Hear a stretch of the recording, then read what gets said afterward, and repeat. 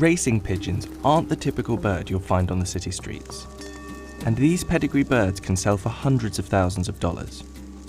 In March 2019, Armando the racing pigeon sold to a bidder in China for over 1.4 million. So what is it that makes racing pigeons so expensive?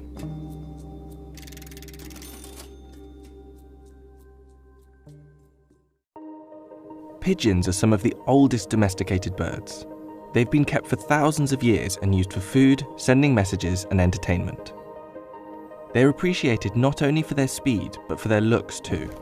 And there are over 800 breeds of pigeon, many bred specifically to be exhibited at shows.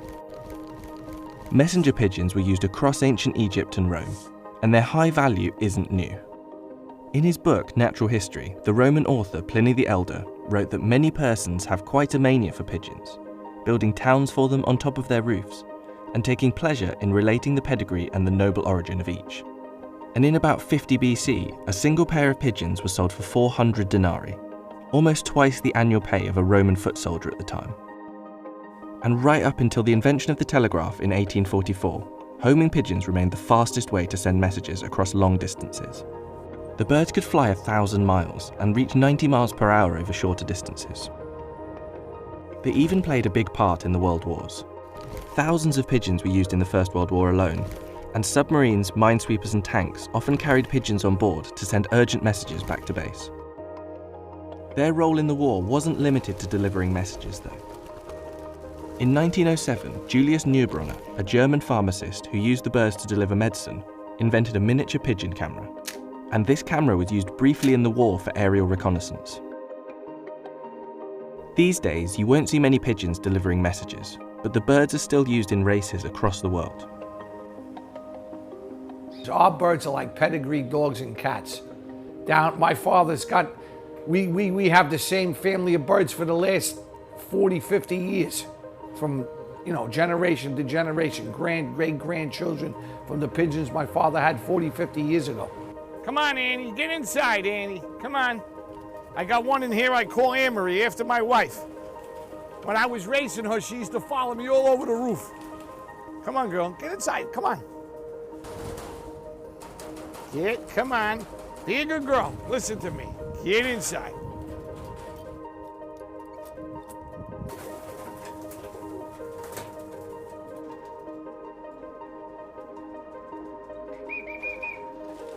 It was a simple thing to have down the garden. It was a way of racing. They used to gamble on them.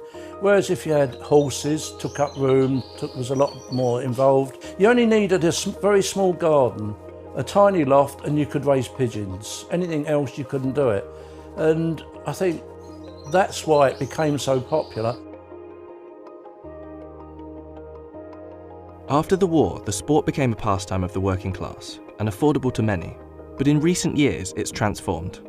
Its rising popularity in China and the huge surge in wealth there has led people to invest hundreds of thousands of dollars in the birds, and the prize money for winning some of these races can be equally high. Chinese bidders have spent millions of dollars on pigeons over the last few years, often buying them in from Belgium. And Armando's value rose to 1.4 million only because of a bidding war between two wealthy Chinese buyers. Despite reaching this record price, the bird is likely to never race again, and instead be used for breeding. While the number of British pigeon fanciers has fallen from 60,000 in 1990 to about 21,000 today, there are now 100,000 fanciers in Beijing. Taiwan alone has 500,000 fanciers, and these numbers are rising. The sport is even rapidly growing in Iraq, where a pigeon recently sold for $93,000. This recent surge in value has caused problems. In 2018, two men tried to win the prize money at a pigeon race by smuggling their birds on a bullet train. And in Taiwan, 5 members of an organised criminal ring were arrested for kidnapping valuable racing pigeons and holding them at ransom. This new expensive world of pigeon racing across Asia has changed the reputation of the sport. And for those with the money to buy the prize winners, these birds are a status symbol. But for those who've been doing it for years, it's not about the money, but the dedication and love of the sport. And nobody can really tell what's going to breed a perfect pigeon. You could pay a fortune for a pigeon. I think there's one been sold in China the chances are it may never breed a decent pigeon. Who knows? Where you could buy 2 pigeons for £10 each, they hit on and they could breed you winner after winner. That's what makes it so fascinating. I mean, I had one bird, my Hall of Fame hen. She flew 1,000 miles in 3 weeks. I put her in a 200, a 250, and a 500. The best race I ever won was the 500-mile race with my Hall of Fame hen. She come home 9:15 at night in the dark like a bat.